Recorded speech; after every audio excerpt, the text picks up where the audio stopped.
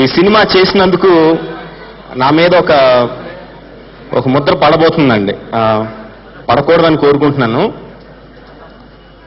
అందరు డైరెక్టర్స్కి డెఫినెట్గా చిరంజీవి గారితో చేయాలని ఉంటుంది. ఫుల్ సినిమా చేయకపోయినా ఒక సీన్ చేశానండి. కానీ నాకేంటంటే అది చిరంజీవి గారి లాస్ట్ సినిమా అని నాకు వద్దు సార్. ఆ ముద్ర నాకు వద్దండి. I don't want it. నా నెత్తి మీద పెద్ద గుదిబండి అండి, నాకు క్రెడిట్ కాదు అది. I don't want it sir. It's your duty to take off that weight off my head sir. చరణ్కి ఈ సినిమా సగం అయిన తర్వాత నా మీద చాలా కోపం వచ్చిందండి. నా ఫ్యాన్స్కి నన్ను చాలా రోజులు దూరంగా పెట్టేస్తున్నాను రాజమౌళి అని చెప్పి నా మీద చాలా కోపం వచ్చింది చరణ్కి. సో ఈ సినిమా రిలీజ్ అయిన తర్వాత అంటే ఇప్పుడు ట్రైలర్ చూసిన తర్వాత కొంచెం కోపం పోయి ఉండాలి. సినిమా రిలీజ్ అయిన తర్వాత ఆ కోపం పూర్తిగా పోతుందని అనుకుంటున్నాను.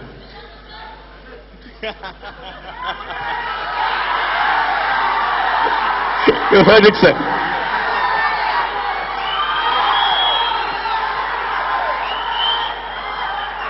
యాక్చువల్గా ఆయన అడగాలి, అది ఆ విషయం ఆయన్ని అడగాలి.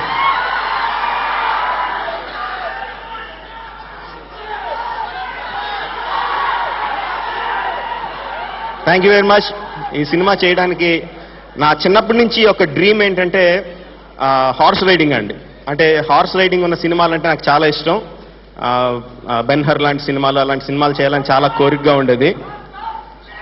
చరణ్ ఫస్ట్ సినిమా చిరుత అయిపోయిన తర్వాత ఆబ్వియస్గా ప్రతి ఒక్కళ్ళు కూడా డాన్సెస్ చాలా బాగా చేస్తాడు, బ్రహ్మాండంగా చేశాడు, ఫైట్స్ చాలా బాగా చేశాడు అని అందరూ అన్నారు.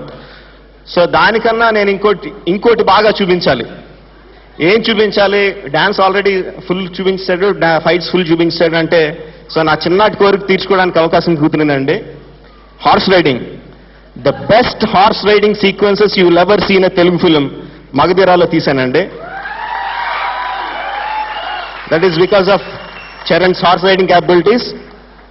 100% వితౌట్ ఎనీ డౌట్ చిరంజీవి గారి కన్నా చాలా చాలా చాలా బాగా చేశాడండి.